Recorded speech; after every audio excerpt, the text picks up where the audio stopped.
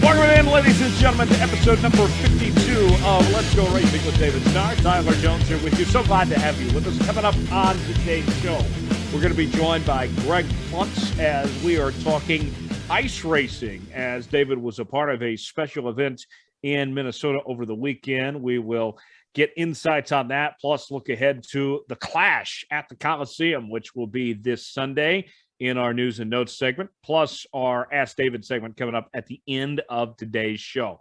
David Starr joins us as always. David, good to be back on the racetrack. A little bit different, circumstance. Tell us about how that all went this past weekend, David. Man, what it was such a great weekend this past weekend. I got an opportunity to fly up to Duluth, Minnesota, and go ice racing. And that's crazy, man, the ice racing. I've heard of ice racing for years. I think I've seen some magazine articles. I've never seen it. And to have the opportunity to go up to Duluth, Minnesota, and to race on ice was just an unbelievable experience. And a lot of fun. Met a lot of great people, and man, I can't wait to go back and do it again. Dominic Aragon of the RacingExperts.com is here as well. Dom, how we feeling? We're feeling good. I mean, I've done a little bit of ice racing, but like around street corners and stuff, nothing to the level David has. I'm looking forward to hearing more about this, Dave. I imagine it's nothing like being on the streets or like dirt tracks. Yeah, at least with dirt tracks, you have grip, or at least I would imagine.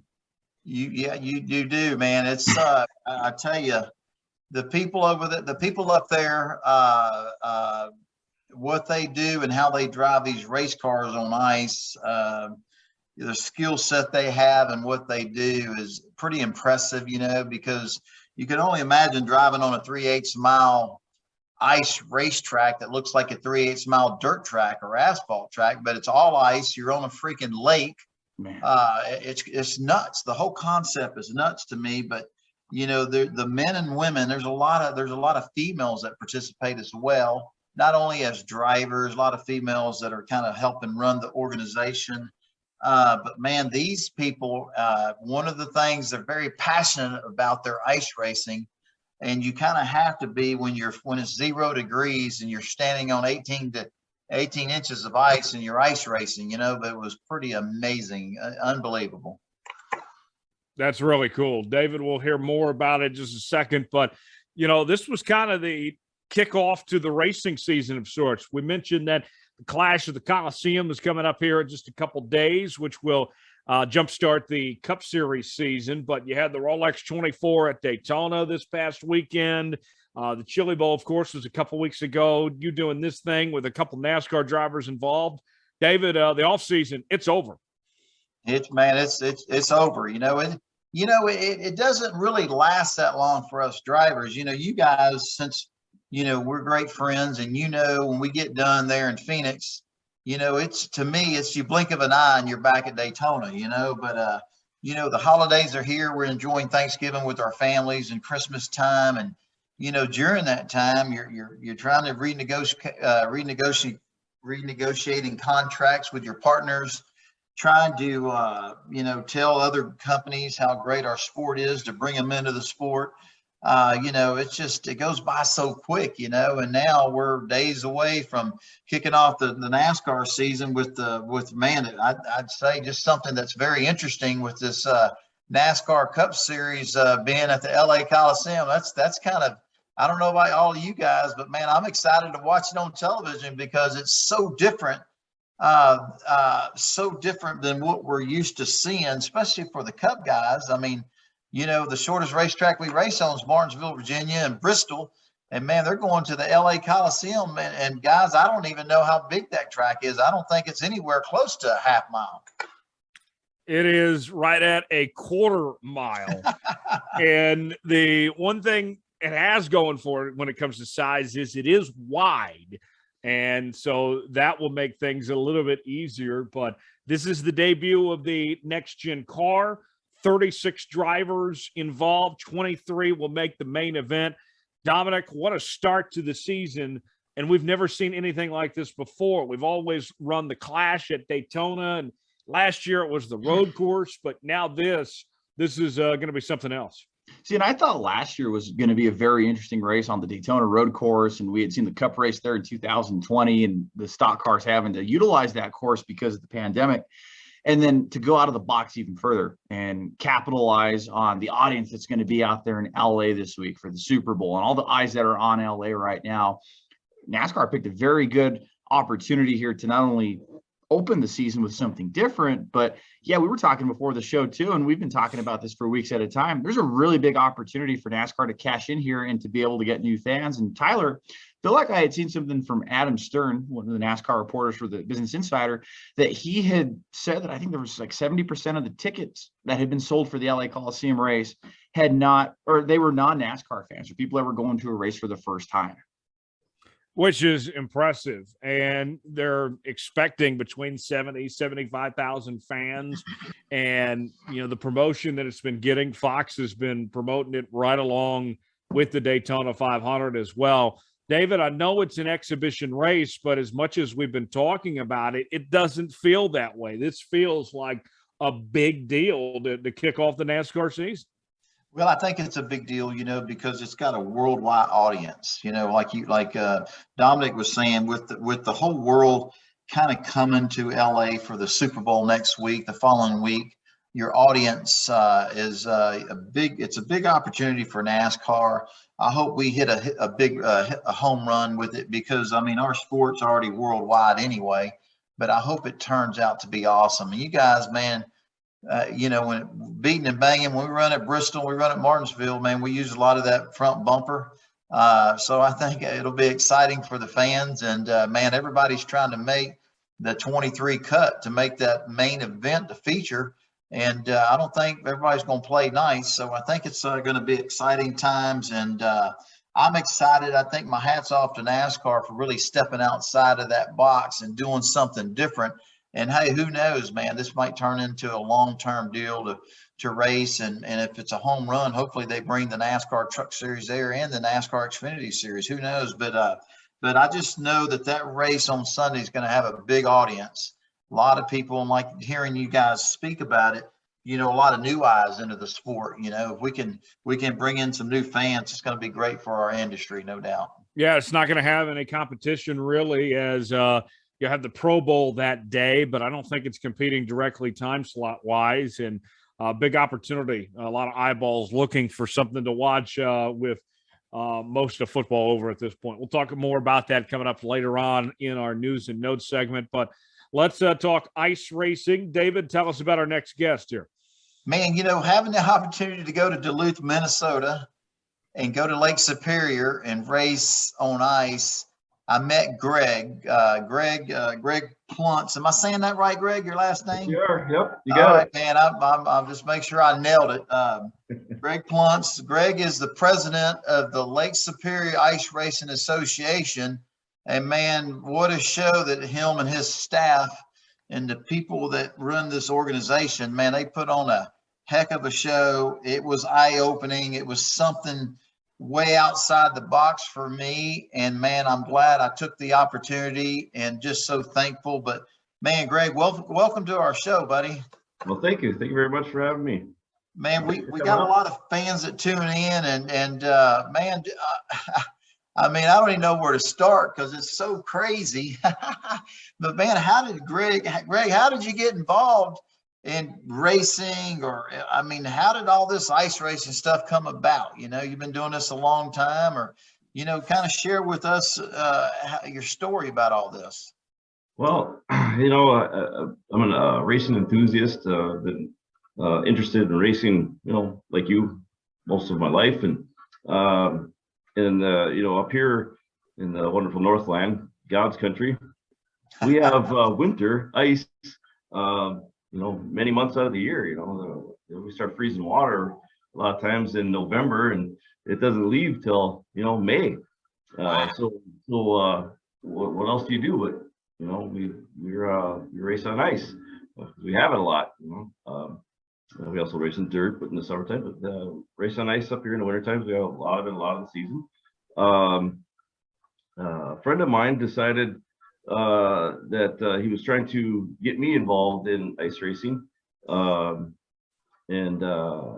best way to do that with me is I'm not a big fan of watching. I'm a big fan of being involved. And he says, well, I just happen to have another car. Here's the keys. Go. So, okay. So that's how I got started. I jumped in somebody else's car, just like you, and it started racing, and I was hooked. I built the car the next year, and that was almost 8 years ago now. Man, it's amazing, guys. It's so addicting, man. I wanted to tell those guys before I left, hey, I'm going to send a check up there, build me a car, you know what I mean? Because I want to have a car up there. I want to go ice racing more, but you guys know as well as I do that, I don't think we can fit anything else in our schedule for the racing season. But man, Right. I was just so impressed with the organization, how nice everybody was, and how good of drivers that these people that race on ice, how good they are. It was amazing. And man, I've never seen a frozen, I don't know about Dominic and Tyler, but I've never seen a bay, a lake that looks like an ocean that's frozen over, dude. And I was asking Greg, man, I mean, these guys, they go out there, they plow a racetrack into it. There's no walls, but man, the ice, they kind of plow up. They have a berm, and you don't want to hit that berm. It sucks you into it.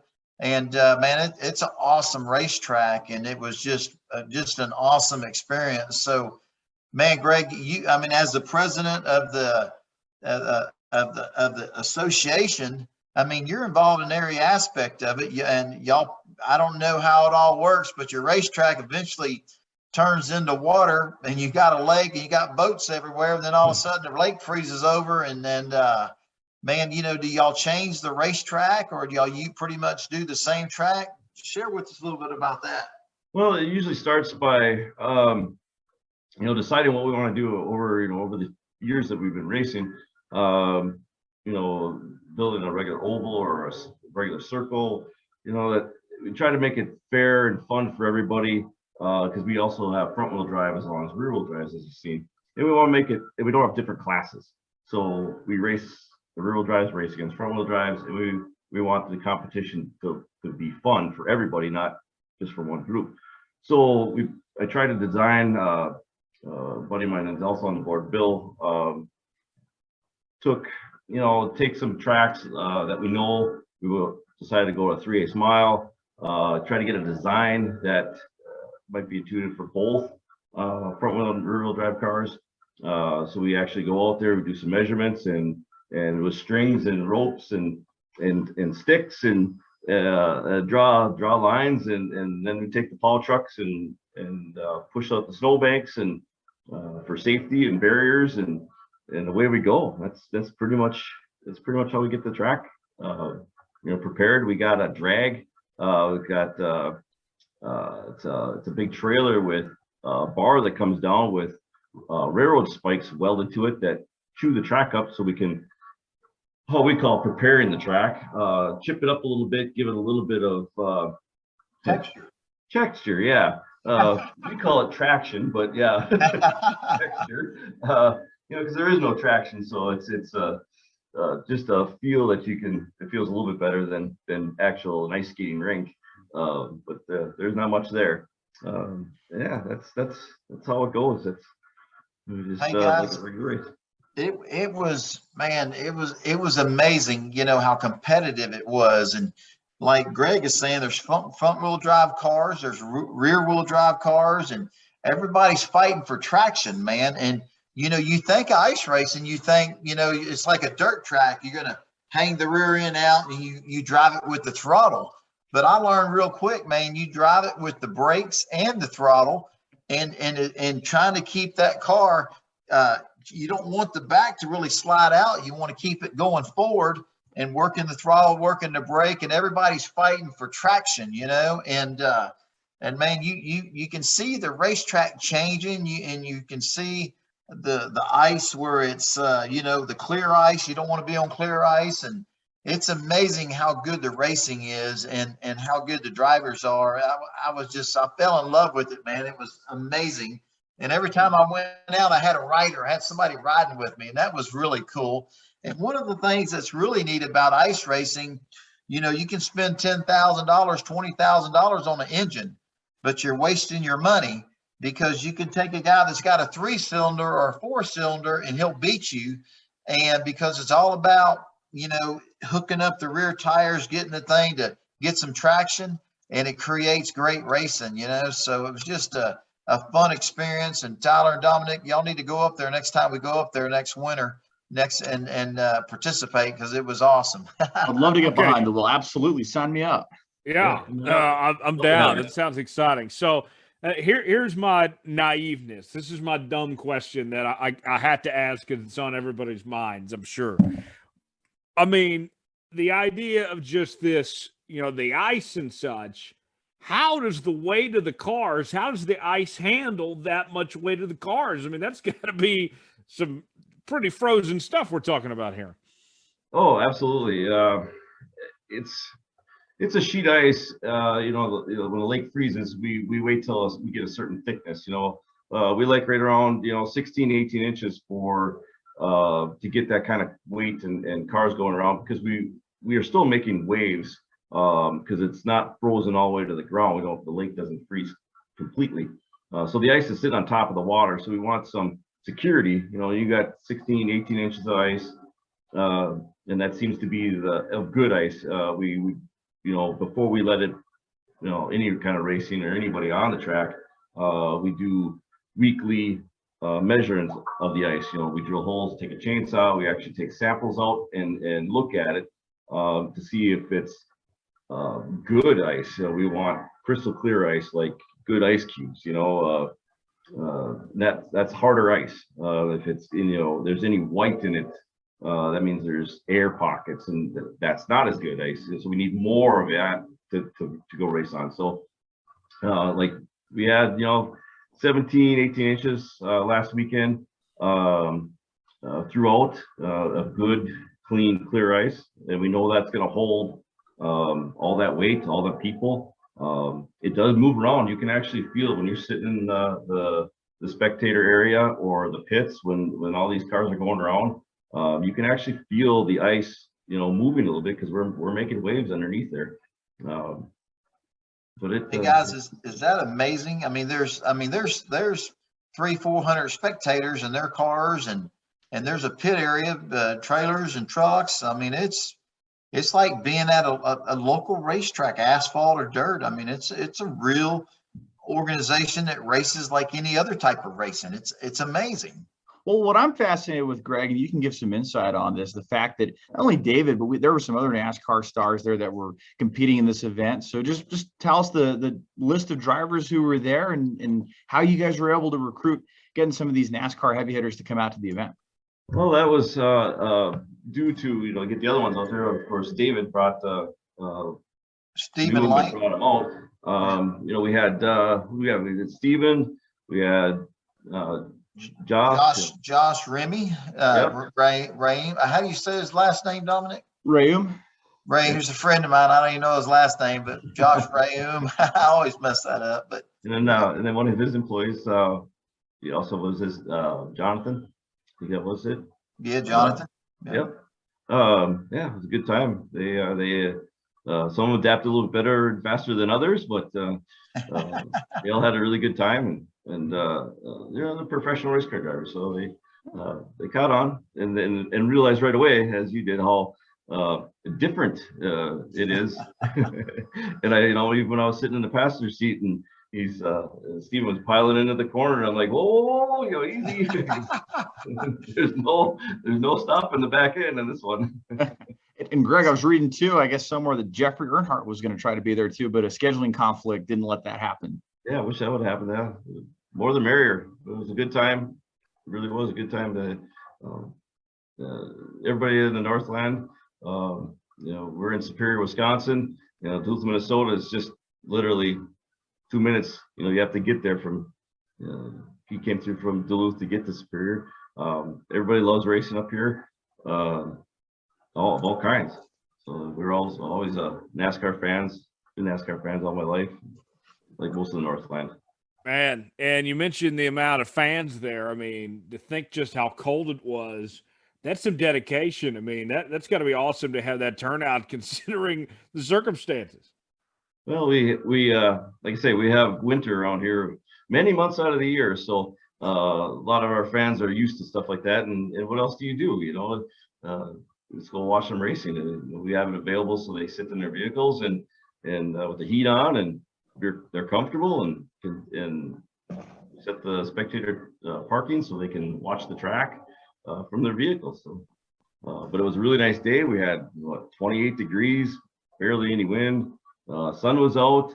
That's kind of a rarity. It was an awesome day for people that are not used to that kind of conditions to come out and enjoy it. It was actually pretty nice. I wasn't used to being frozen. That's 28 degrees is nuts. You know what I mean?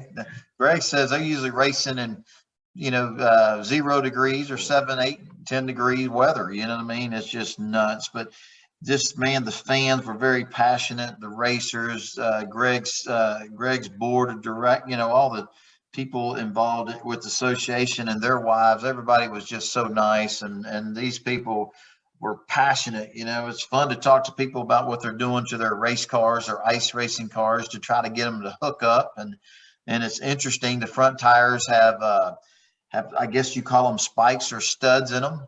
And somebody was telling me, Greg, those tires come from another country, and the rear tires are kind of like a truck knobby tire.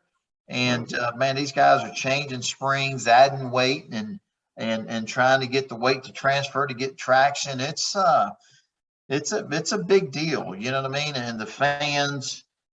During intermission time, Greg took 10 cars over the other side, and the fans got to walk around, see the cars, talk to all the different racers, and it was just man, I really didn't know what I was really stepping into, but man, I had a ball. It was amazing and a great experience, one I'll never forget.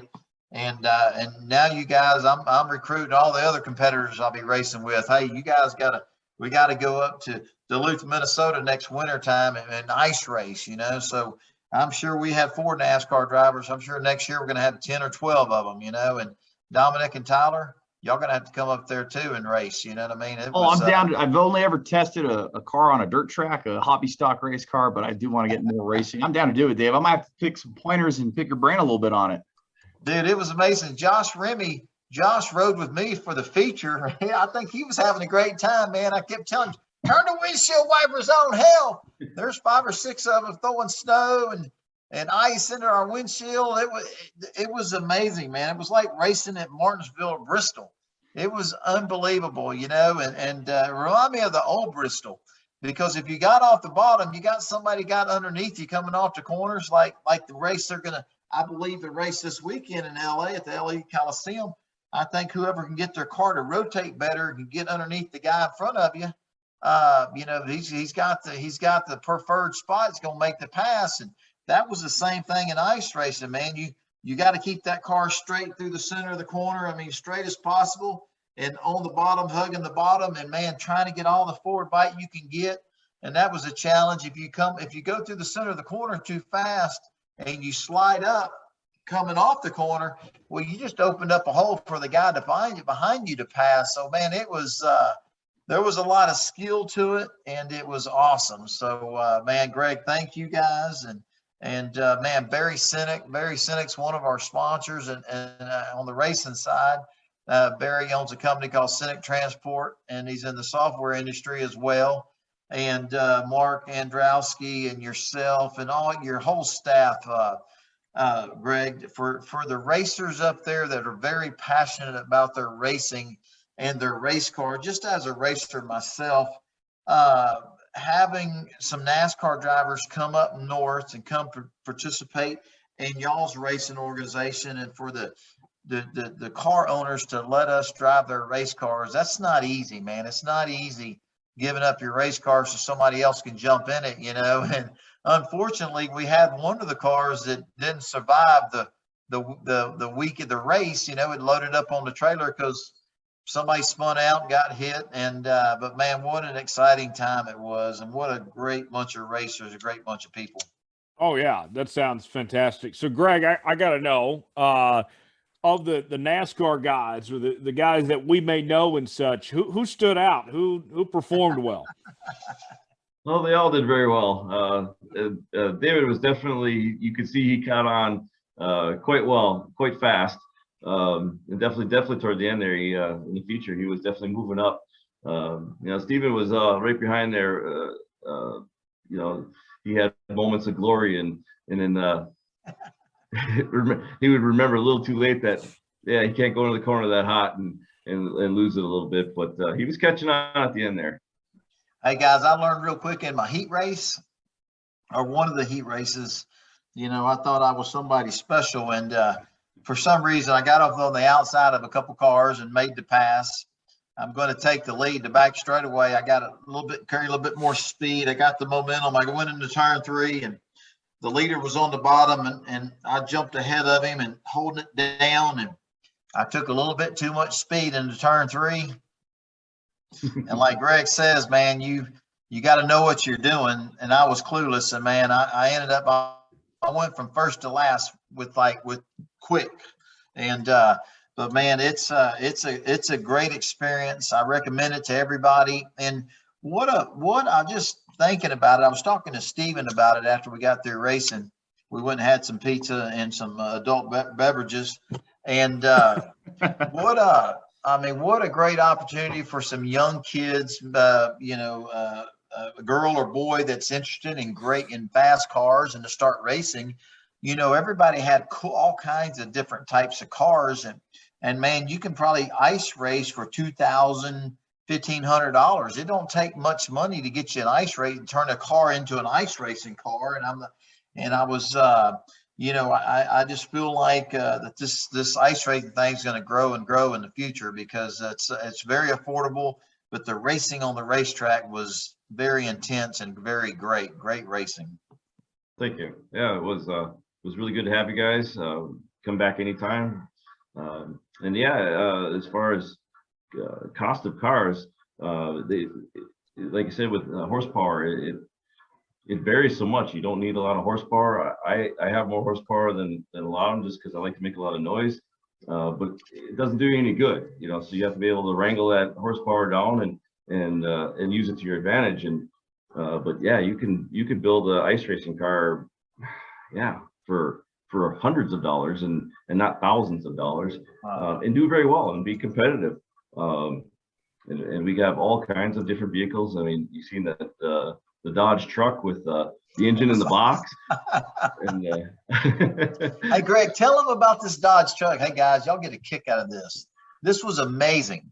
The engineering what they're doing. This gentleman took a full-size Dodge truck. I believe it's from the mid-70s. Regular cab, 8-foot box. It was a 4-wheel drive truck, so we don't allow 4-wheel drives. It has to be rear-wheel drive or front-wheel drive. And of course, having the weight in the front of the vehicle is pointless on the ice. You need all the weight on the drive axle. And so he said, "Oh, okay, I'll take the engine out of the front, put it in the back." So he's got the engine, transmission, and of course with the 4-wheel drive, he's got the transfer case and hook it up to the rear end, and he's got a little Briggs and Stratton engine under the hood to run his power steering. Oh, nice. Yeah, you pull start the Briggs and Stratton, the little lawnmower engine, so you can steer the truck. Hey dude, that was unbelievable, man. The engine's in the back of the truck because you want to wait in the back, and this is a 1970 Dodge whatever, and man, they're cranking up a lawnmower underneath the hood. I'm thinking, what is going on? They got a Briggs and Stratton motor running the power steering pump under the hood, so the guys it was unbelievable. And there's all kinds of different cars. It was the coolest thing I've seen in a long time. And I'm just so thankful that I had the opportunity. And I know Stephen Light and Josh as well. They were said, man, this turned out to be one of the coolest racing days that we've had in a long time. It turned out to be a neat deal for us.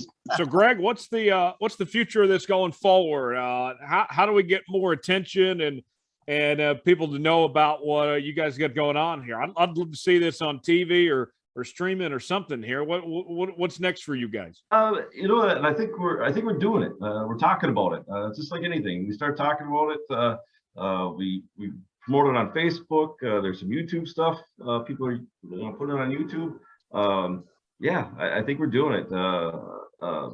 It was big. Ice racing was big in the late 60s and 70s for a long time. It kind of went away for a while, but now it's coming back again. Just like everything else, it has its turnarounds on it. But I think we're doing it definitely. That's awesome. That's incredible. We got time for a couple more questions. David, now that you've done this, we got to get you on Ice Road Truckers. Well, I pass on that, man. I just felt like, man, it was great, man. I actually felt like when I first started racing, when I was 13, 14 years old, racing the dirt cars, and trying to figure out how to get forward traction and just, man, it was just great racing. And, I had to tell a story. There's a girl that's on Greg's board on the association. And what is her name, Greg? Larissa. Yep. She's probably 22, 23 years old. She's young. And dude, she beat me 2 or 3 races, man. I ran a bunch of heat races, and she had a beautiful Monte Carlo. And man, I'd get up behind her, and then I'm like, man, you can only follow her for so long, and then you got to make something happen. She held the perfect line in the center of the corner, off the corner, entry, everything. And I said, well, I'll fix this. I'm gonna get her on the outside. And dude, she kept that car straight. I think we were door handle to door handle, and I felt like, man, I'm going to get her. And I got her a couple times. I actually made the pass, but I'd entered the corner we had too much speed on entry, and man, she motored on by and won the race. She was amazing, and it was just so cool, the whole process. But Greg, if you don't mind, share with everybody where they can find out information on your association, social media, website, and all that kind of stuff. Yeah, we got a website. You can just hit the old Google and look up Lake Superior Ice Racing Association, Lake Superior Ice Racing, Facebook. Yeah, we'll pop right up. Man, that's so awesome. Cool. That's awesome. And I got to ask you, Dave, because we're always hearing about racers and this common theme that racers will hop in anything to learn something. What's the biggest lesson you learned racing this past weekend up in Minnesota? I think it's cool, and it's a lesson that we talk about a lot, finesse, driving the race car with your right foot in the brake. You're trying to be smooth, get as much traction, and I think Greg said it earlier. He's got his Chevrolet Jimmy he has. It's pretty awesome looking ice racing vehicle. It sounds great. It's got an awesome motor in it. It's a great race vehicle.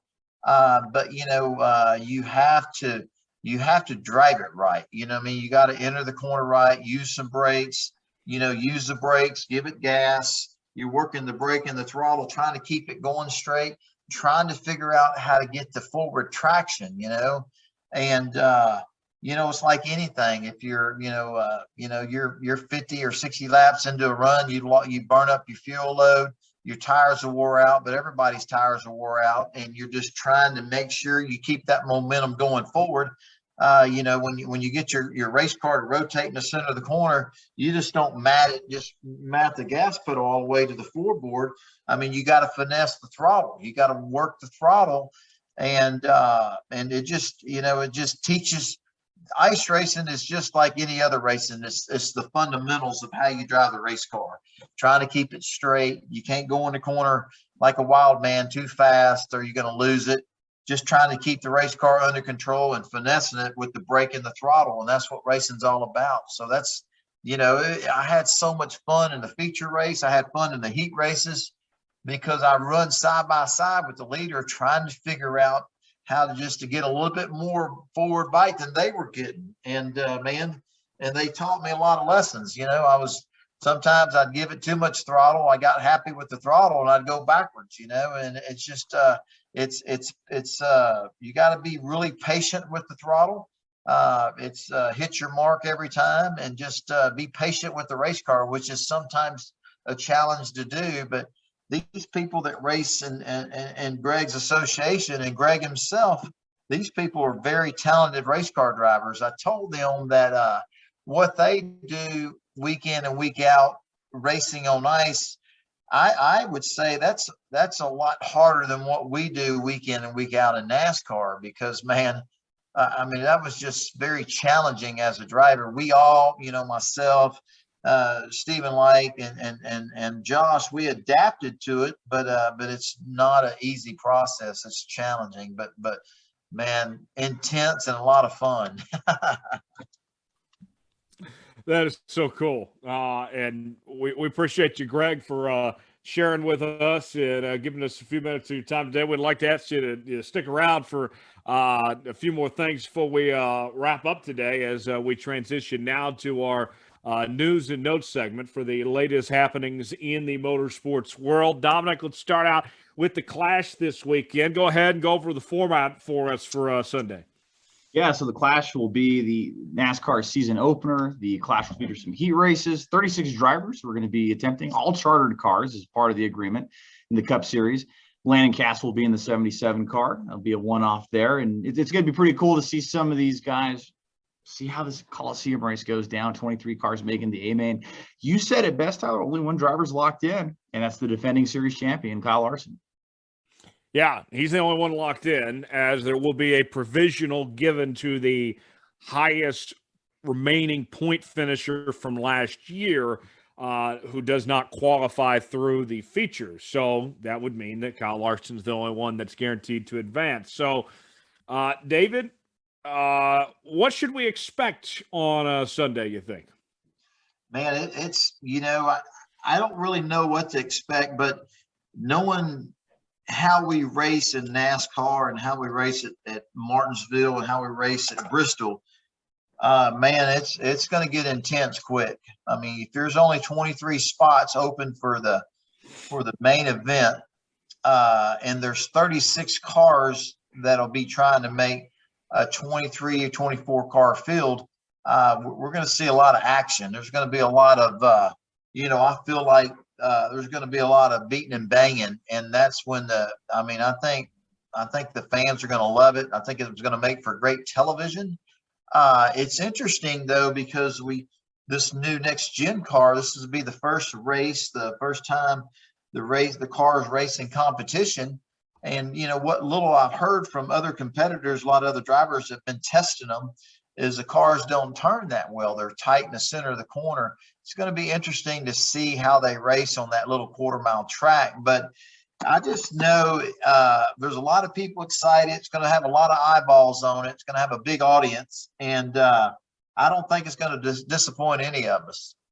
Dominic, for me, what's interesting about these exhibition events, that even with these circumstances we're talking about of a limited supply chain, right? Of not very many cars are built right now for anybody. Doesn't matter how much money you have.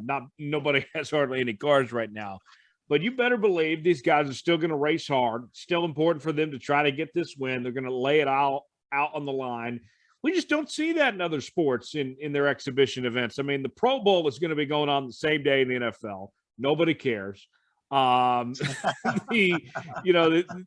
got like the NBA All-Star game or the MLB All-Star game. I mean, nobody cares about these things. NASCAR drivers are just built different for these type of events. I think you're right. And talking with Jeff Bodine over the years about this kind of stuff, I mean, Jeff took so much pride. He won the Clash in 92. So I know it's a big deal to win that. He won the All-Star race in 1994. And those wins are almost as big as the Daytona 500 in our sport. And you think about the credentials, whenever we're announcing a driver or crew chief, David, Tyler, I mean, we always hear not only, I mean, they're not introduced as the Pocono 500 winners. They're introduced as Daytona 500 champions or All-Star race winners or Busch Clash winners. There's a lot of weight carried and a lot of prestige with it. Yeah, I think you're absolutely right about that. Greg, you interested? You're going to be watching this Sunday? Absolutely. Huge NASCAR fan. Yeah. What do you think about this this whole idea, this concept running the Coliseum there? I think it's great. I think that's how NASCAR, like any sport, is going to grow. Is doing something different. Like the ice racing. I think it's like ice racing, guys. Yeah. The NASCAR getting more into the road courses. I think it's great. I think to try to get more different fans. Generations change. Even ice racing, it's hard to get new drivers and new ideas, and that's how you get them is doing something different. And NASCAR is doing that, and they're definitely trying. I'll say this much too, David, and you can kind of add to this, is that for me, yes, there are question marks about Sunday and how this is going to go and such. But for me, I look at NASCAR has earned my trust with what they did through this pandemic, through the leadership of Steve Phelps and Ben Kennedy to get through all this, and for the vision that they had out there. This has worked. Now, a few years ago, no way I would have said the same thing about Robin Pemberton, and his whole, shenanigans and such. I wouldn't have said that at all. But considering what they did to get to where the sport is at now under its current leadership, that to me is why I feel optimistic about Sunday and such, that it's not going to be a mess, because the track record of the current NASCAR leadership is really good. Yeah, no doubt about it. NASCAR, NASCAR always does a good job. They're trying to do what's best for the sport, the fans, and man, they're just trying to make their product better. You guys know as well as I do is the championship format that we've had, the chase, the competition on the racetrack, the racing's been incredible, over the top. Some of the drama we have, we're drawing in new fans week in and week out, and man, I just think NASCAR has done a tremendous job. And you bring up a good point, Tyler. I was talking to somebody in a meeting today with the lawyer, and talking about racing and a contract. And I was telling them that, talking about back in March of 2020, when every sport shut down, and when NASCAR took the lead to open our sport back up, the whole world was watching the first major sport to open back up and to operate, and I think NASCAR kind of set the tone for other sports and how they did it. They were watched, they were under a microscope, and man, NASCAR did it spot on. Was able to have a major sport back on television. Granted, there was no fans in the stands, and our partners, our sponsors, couldn't bring customers or employees, and there was a lot of challenges there, but they did open the sport back up, and it led to I think we drew in a lot of new fans because there was nothing else to watch, so they tuned into NASCAR and they loved it. And then, not shortly after that, I think it was, I don't remember what sport it was, but, I think we took the lead. When I say we, the NASCAR industry. And man, I think NASCAR has just done a tremendous job over the years, drawing new people in, stepping outside the box and doing different things. Ben Kennedy, Steve Phelps, I think even, you talked about Robin Pemberton. I think Robin did a great job. It's a shame that he, he's not part of the, the organization anymore. But I thought Robin and everybody involved in NASCAR over the years, I think a sport, we had a downturn years ago when the economy got tough and we lost some of our fans. I think, the television was so good, and but man, I just think the sport's done a tremendous job. I think the last 5 or 6 years, every year we're seeing growth in the sport. And man, the product on the racetrack I can't see how you make it any better. You know what I'm saying, guys? I mean, y'all see the races, you're there covering them, and the racing's just unbelievable. Yeah, I think you're right about that. Dominic, who are you watching for? I know that this is tough to predict, that we've never seen this track before, and we haven't seen any practice, we haven't seen these cars or anything. But who do you think the favorites are going into Sunday? I don't think you can look past Kyle Larson. I look at some of these guys that have run really well at the short tracks. I think Brad Keselowski, Martin Truex Jr. has just been a ball of fire the last 4 years on a short track. So those are three names that really come to mind. And I'm just really curious to see how Brad's going to do in this debut as the co-owner driver with the 6 team. I think there's going to be some eyeballs there. I think we can even be expecting maybe some crashes, and the teams aren't going to want that, but I think it'll make for spectacular television nonetheless. Yeah, I think you're right about that. That's a great point. And then that 6 team, David, we'll end on this and move on to the next topic here. But, to me, that might be the most intriguing team to watch in all of NASCAR this year is Brad Keselowski in that 6 car. Him coming in, what kind of impact he can have right away, not only as a driver, but as an owner, what he can do to change the mindset there. I'm very intrigued to see what he's able to pull off if they're able to turn around from where they've been into this slump the last several years. Well, I can tell you what he's got working for him. Having this next gen car, it's so new. There's not a lot of notes. So it's kind of, and you guys know as well as I do, this next gen car. Everybody has the same front spindles. Everything's the same. It's kind of like you buy the same parts and pieces from the same people. So it ain't like the end of 2021 when Hendricks or Penske had an advantage because maybe they found something in the front end geometry. All these cars are the same, and I think Brad and his new organization as a team owner driver, I think he's going to have success right off the bat. I feel that having this new car and it's brand new to everybody, that he's right there with the best of them. You know what I mean? And, Brad Keselowski's a champion, one of the best race car drivers out there, and an organization like Roush, and then you bring Brad to it as an owner, part owner. I just think, man, we're going to see great things, and we're going to see them fast. But one of the things you brought up, you're asking Dominic about who do you think, we're going to see, obviously run up front. Hang on one second. Excuse me. I wouldn't be surprised to see an underdog win this race or run really well because, after everybody was testing, after a lot of these test sessions, I was talking to Carl Long, my former team owner, that has one of these new next gen race cars, and actually this weekend ice racing, talking to Josh Rennie about Josh about his cup car, and he was sharing with me, man, how close they were on the times at the last test in Phoenix. He was pleasantly surprised how close they were. So I wouldn't be surprised as you seen a Corey LaJoie, Michael McDowell, or somebody we're not really used to seeing win a race this weekend. So I think, I'm just excited to see how everybody does and how the race plays out. But I wouldn't be surprised to see somebody we're not used to seeing in victory lane.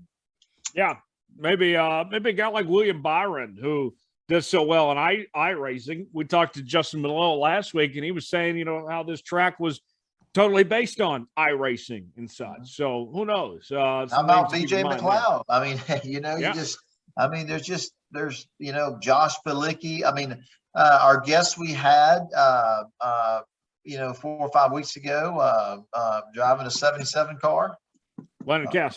Landon Castle. I mean, Landon could possibly win the race, but I think this new next gen car, it's such a mystery.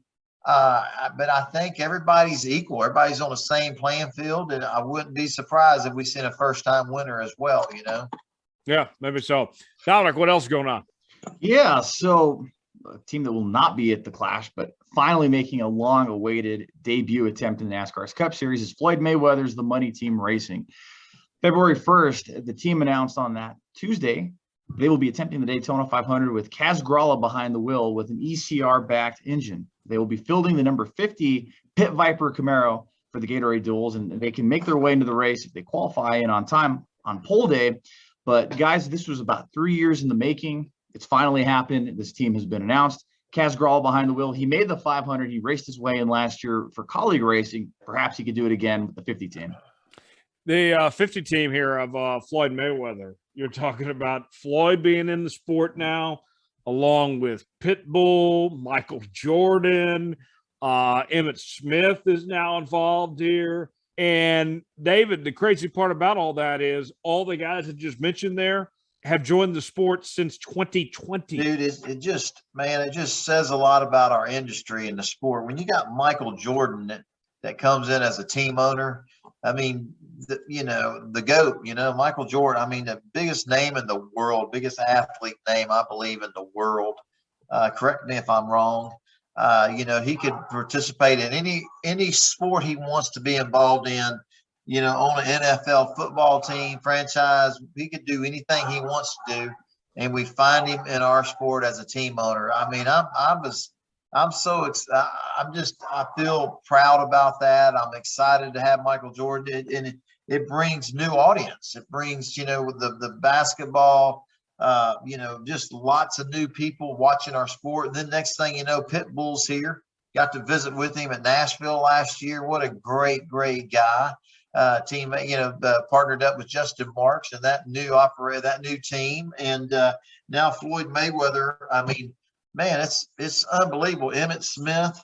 It just says a lot about, the health of our industry and how popular. And when you have athletes and performers and just people of the ones we're talking about that want to be a part of it, just says a lot about our industry, guys. Absolutely. Yeah. And the common denominator is, whether you're ice racing, drag racing, motorcycle racing, just all forms of auto racing, the love for fast cars, the love for automobiles. It's good to see these people come into our sport, man. I just think it's wonderful. Yeah. Greg, what do you think? Floyd Mayweather getting involved in NASCAR to go along with some big lists of celebrities, as we mentioned, now part of the sport. Just like we were talking about, it's NASCAR is doing it where they bringing in everybody, doing everything, doing things different, and that proves it, right there. Look at the interest of other people that are not drivers and just NASCAR enthusiasts or racing enthusiasts themselves, and want to be involved, and they might not be able to drive, but they can own a team, and make it grow, a business, make it a business, and that's what NASCAR brings. So here's what comes to mind for me, Dominic. Here's a little visual, what I think of here. So we see it every week on Fox. Michael Waltrip does that grid walk, right? He's all goofy and trying to track down the celebrities and such. And I mean, you don't have to worry about celebrities being at the racetrack anymore.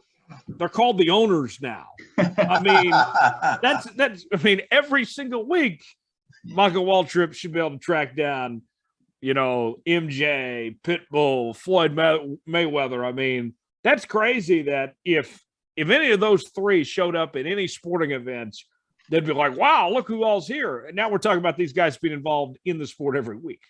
Absolutely. And man, I was at Nashville, David. You had Kid Rock, I think, on pit road. You got to talk. I mean, I'm surprised Kid Rock has not been involved in the sport already, even more so, because I know he's always out at Michigan. And yeah, it seems like maybe celebrities are bringing more celebrities into the sport. And what a great thing. What a great thriving time to be in NASCAR. And we see all these people that want to be involved in the sport. NASCAR's on the upswing. Yeah, I think you're right about that. Our final segment before we wrap up today's show is our Ask David segment. We ask you to submit questions to us on Facebook, facebook.com/David Starr Podcast, Twitter @Starr Podcast, and by email, davidstarrpodcast@gmail.com. Let's start out with a question from the email inbox. Doug wants to know, David, your hero, Tom Brady, retired this week. What are you going to remember about Tom Brady? Man, it's golly. I love Tom just because to the dedication he had to the game. Not just all the games he's won and all the Super Bowls, but man, I think just the passion, you know, when you play the game of football, it don't ever end. You're constantly training, you're studying. I mean, you learn about Tom Brady and man, he's the leader, and to have that commitment, that mindset to being the best of the best year in and year out after winning, 3 or 4 Super Bowls, he's got 7, that intensity, I respect, 22 years and man, he almost made it, if his team would have had a little bit better, offensive line to protect him some. I mean, hell, there's no telling what could have happened. But man, I'm just sad to see him retire. I'm happy for him, but man, to keep up that intensity of the sport of being the best quarterback, he's a leader, and that's not an easy process. And when you got families, a family and kids. I mean, it's somewhat your family is put on the, they're put on the back burner because man, it's a huge commitment. And for 22 years, he didn't always have a family, a beautiful wife and the kids he has. And, I guess after, what else does he have to prove? The all-time best quarterback ever with all the wins, you can't blame him, but I'm just sad. It's sad to not see Tom Brady. I look forward to seeing him. How many touchdown passes is he throwing, and some of the, just the amazing passes, and just see what he does at 45 years old or 44, however old he is. It's just, even if you're not a Tom Brady fan, you got to respect that element of what it takes to stay at the top for that long. And earlier today, I read a quote that he didn't want to commit to, God, what did he say? You guys He might said know. that he didn't want to commit without being all in. He didn't feel like he could be all in on 2022. Yeah, when you're all in, man, I mean, your wife, your kids, everything's secondary, and there just comes a point in time after you won 7 Super Bowls that, hey, man, I want to go out to dinner. I want to go on a vacation. I want to relax. I want to go to more sporting events with my kids. I mean, it's understandable, but it's amazing to me, extraordinary that you don't see that for somebody to be that good and win that many Super Bowls and be at the top of their industry that long. I don't know if we'll ever see that. We look at Jimmy Johnson. And look at Jimmy Johnson, we compare that to NASCAR and to see what he did as long as he did it. And you know what, it just comes a time that it's like, hey, man, I want to step out and I want to go kind of decompress, spend more time with my family, do other stuff. And then we find him freaking in IndyCar racing because it's, I don't think it's the intensity and the mindset and putting everybody else and everything on the back burner. You can only do that for so long, and what Tom Brady has done and what Jimmy Johnson has done. And now they're somewhat retired and want to go do other stuff. It doesn't take that type of commitment. It's, I don't know, you guys might know more about football than I do, but I don't know if it's ever stops, when you win a Super Bowl or when you barely miss going to the Super Bowl. I mean, you take 2 or 3 weeks off, you take a month off or 2 months off. It's really not that long. And then you're right back after it because, man, only thing you're thinking is, hey, this next season, I'm going to the Super Bowl. I mean, it's just. Right. Well, I mean, for Tom Brady, even if he's not practicing or on the field, whatever, I mean, this is a guy that is so dedicated to his TB12 method of fitness and health and what he eats, year round and such. I mean, I kid you not, true story, guys. Tom Brady's never ate a strawberry in his life. He doesn't eat pizza. I mean, maybe now he can actually relax and enjoy some pizza or strawberry or something here. I mean, that's what we're talking about. The dedication is just nuts for this guy. And that's why he was able to go as long as he did at 44 years old. Greg, what do you think of Tom Brady retiring here? Like you say, he's got nothing left to prove, and he's definitely going to earn his time off, and hopefully go enjoy a pizza and get back. And but yeah, it's just like any athlete, no matter what you're at, if you don't feel you're going to be all in, it's time. It really is. Dominic, I know you're a football fan. Tom Brady, stepping aside here. I mean, it feels like a part of our childhood's dying here. Man, like the last athlete of my childhood is gone and stopped playing around. I would think of Jeff Gordon, Tiger Woods, Kobe Bryant, a lot of these guys in their prime, and Tom Brady was certainly that. And Brett Favre was my favorite quarterback, being a Packers fan always, but Tom Brady and Peyton Manning always at the close second and third. And I don't think Brady's not going to be playing anymore. I mean, Tyler, there's not many times I've rooted against the Packers in my life, but I will say I was rooting for Tom Brady last year in the NFC Championship game, and I'm glad Brady stuck it to my team and went on to win the Super Bowl. Now, most people would say I'm not a true Packers fan saying that, but I was a fan of Tom Brady, and it was awesome to see him win a 7th title. Yeah, for me, it's the story of Tom Brady, of being a 6th-round draft pick. That chip on your shoulder mentality and always having to prove people wrong.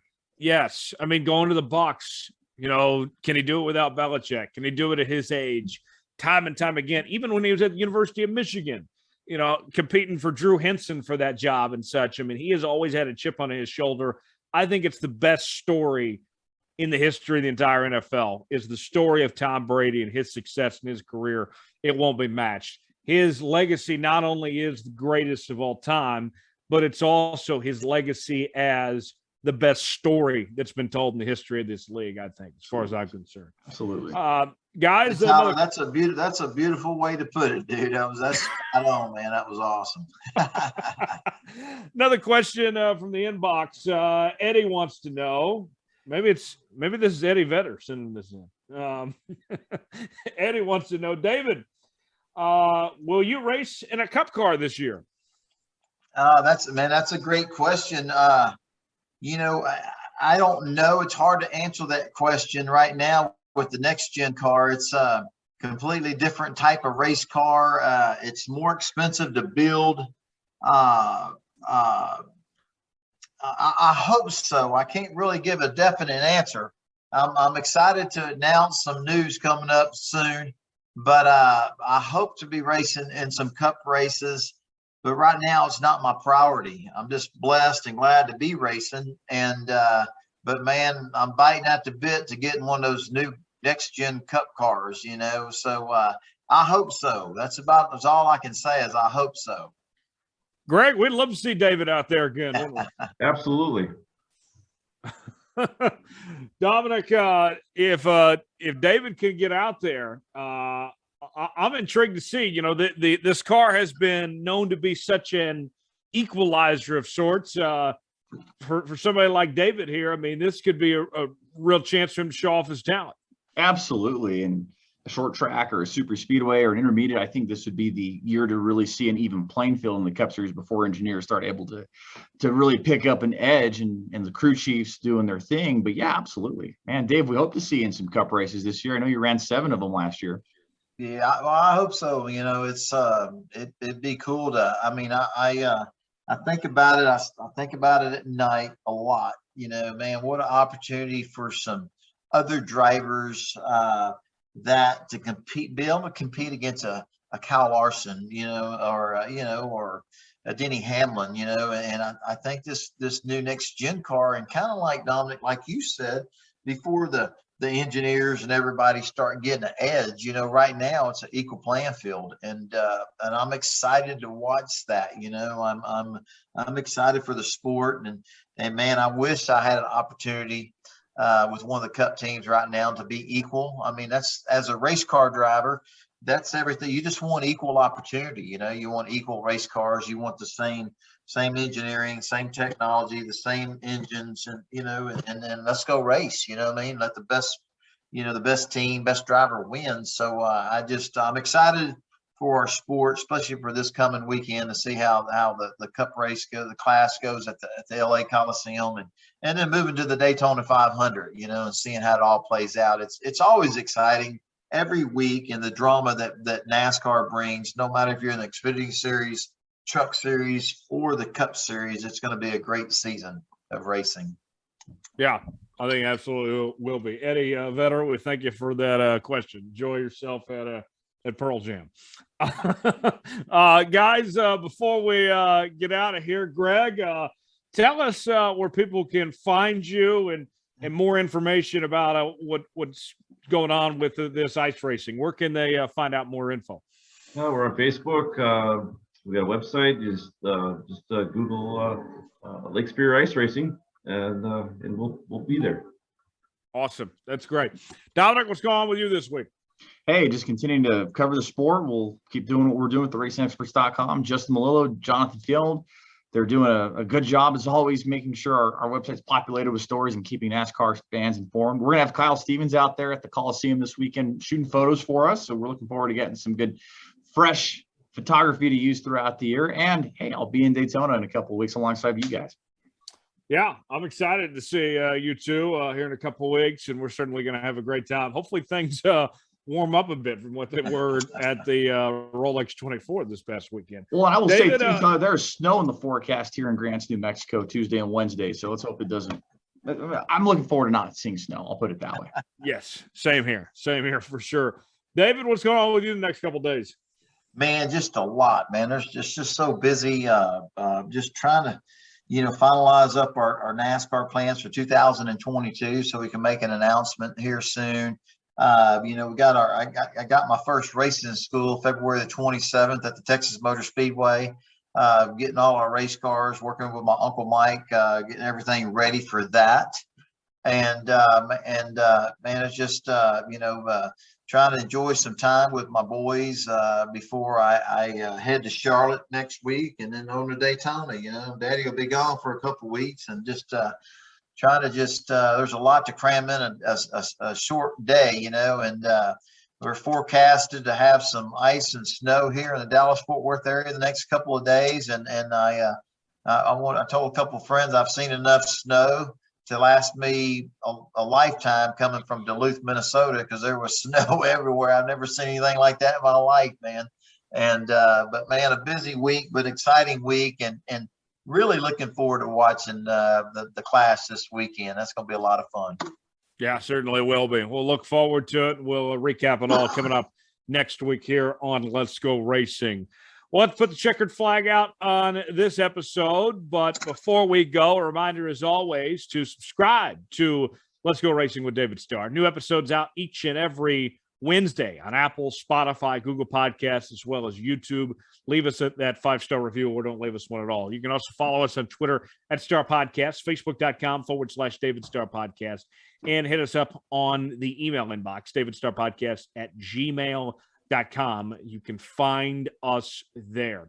For Dominic Aragon and David Starr, I'm Tyler Jones. Thanks so long. It's been another edition of Let's Go Racing. We'll see you next time.